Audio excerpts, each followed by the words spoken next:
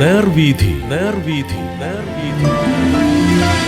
Evangelist Kunjumon Thottappally ഇപ്പോൾ ദൈവവചനം പങ്കുവയ്ക്കുന്നു. ശ്രദ്ധിച്ചാലും.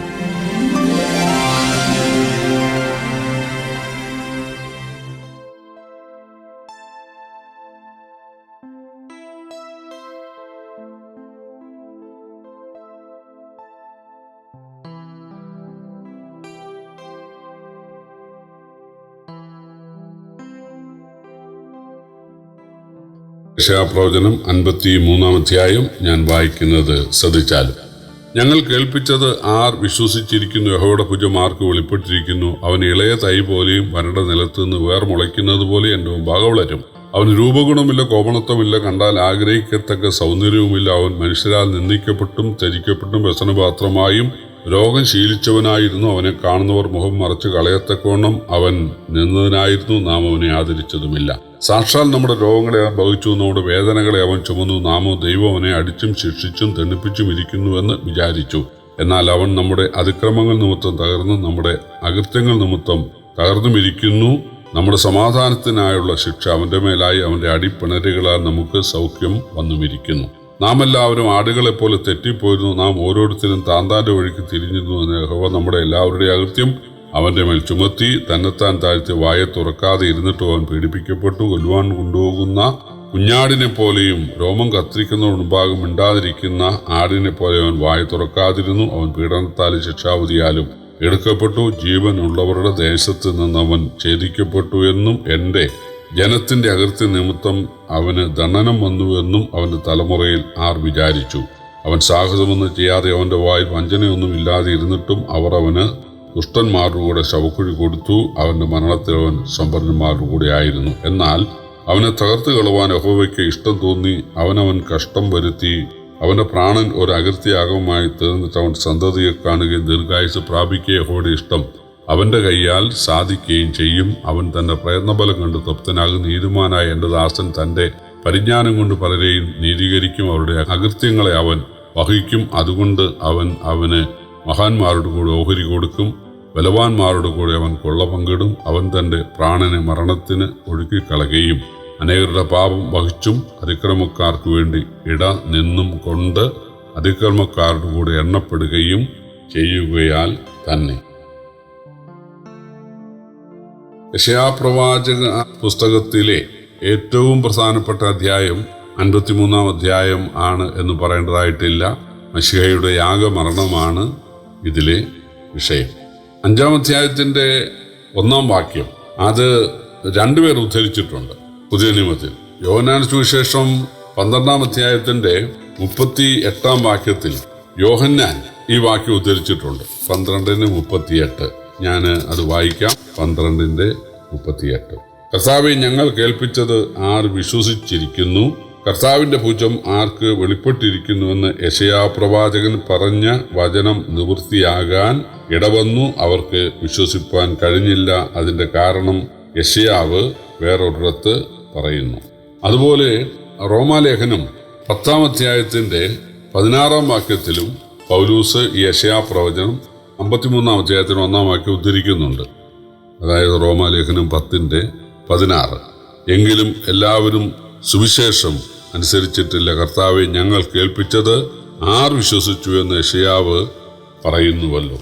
നമുക്കറിയാം, എത്യോപ്യൻ ധനകാര്യമന്ത്രി യെരുശലേം ദേവാലയത്തിൽ നമസ്കരിക്കാൻ പോയിട്ട് മടങ്ങി വരുന്ന വഴി അദ്ദേഹം തേരിലിരുന്ന് വായിച്ചു കൊണ്ടിരുന്ന യെശയ്യാപ്രവചനം 53-ാം അധ്യായമാണ്. ഫിലിപ്പോസ് അത് കേൾക്കുകയാണ്. ഫിലിപ്പോസ് എന്ന സുവിശേഷകൻ ചോദിച്ചു, നീ വായിക്കുന്ന മനസ്സിലാകുന്നുണ്ടോ? ഇല്ല, കയറിയിരുന്ന് പറയാമോ? പറഞ്ഞു. പോയ വഴിക്ക് വെള്ളമുള്ള ഒരു സ്ഥലത്തെത്തിയപ്പോൾ, ഇതാ വെള്ളം, ഞാൻ സ്നാനമേക്ക് എന്ത് വിരോധം എന്ന് ചോദിച്ചു. ഫിലിപ്പോസ് അദ്ദേഹത്തെ സ്നാനപ്പെടുത്തി.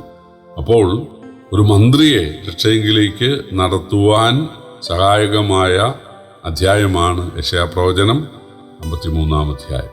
യേശുവിൻ്റെ ശുശ്രൂഷക്കാലത്ത് ഇതിലെ പല വാക്യങ്ങളും നിറവേറി.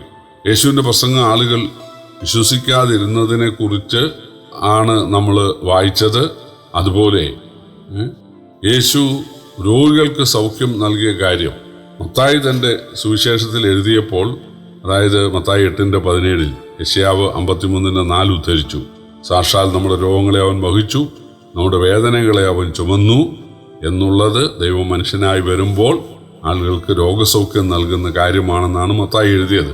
യേശു വരണ്ട നിലത്തു നിന്ന് വേർമുളയ്ക്കുന്നത് പോലെ ആയിരുന്നുവെന്നാണ് 2-ാം വാക്യം. രൂപഗുണമോ കോമളത്വമോ ഇല്ലായിരുന്നു. കണ്ടാൽ ദൈവം മനുഷ്യനായതാണെന്ന് പ്രഥമ ദൃഷ്ടിയ തോന്നത്തക്ക പ്രത്യേകതയൊന്നും യേശുവിന് ഇല്ലായിരുന്നു. യേശു അടിപ്പിണറേറ്റ കാര്യം 5-ാം വാക്യത്തിലുണ്ട്.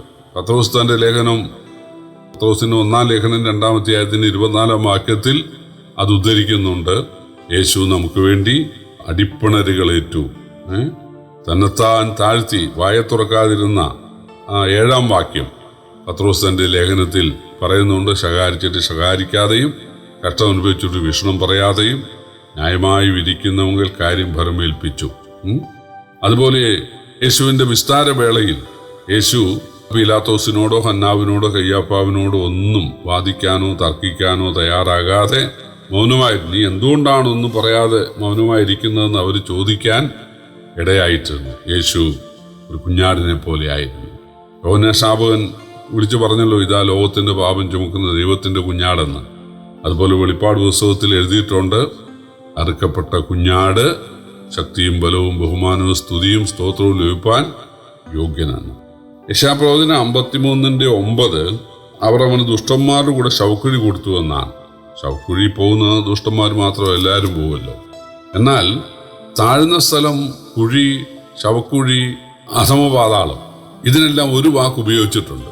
അതായത് ഹിന്നോം താഴ്വരയിലായിരുന്നു പണ്ട് കുറ്റവാളികളുടെയും യെരൂശലേമിലെ വഴി കിടന്ന് ചാകുന്ന കഴുതയുടെയും മറ്റു മൃഗങ്ങളുടെയും ഒക്കെ ശവം വലിച്ചെറിയുന്ന ആ വേസ്റ്റ് ഇടുന്ന സ്ഥലം.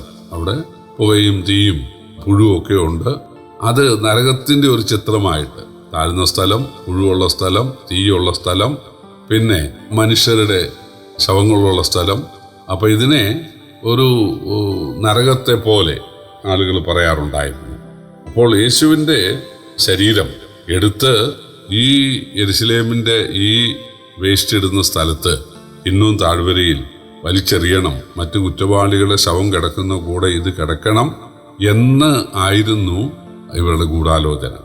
എന്നാൽ തക്ക സമയത്ത് യോസേപ്പ് എന്ന ശ്രേഷ്ഠ മന്ത്രിയും നിക്കോദിമോസും കൂടെ, അവർ യേശുവിനാൽ പാപമോചനം പ്രാപിച്ചവരായിരുന്നത് കൊണ്ട് യേശുവിനോടുള്ള സ്നേഹനിമിത്തം അവർ പീലാത്തോസിനെ സമീപിച്ച് ആ ശവം രാജകീയമായിട്ട് ആരെയും വെക്കാത്ത കല്ലറയിൽ അടക്കുകയാണുണ്ടായത്.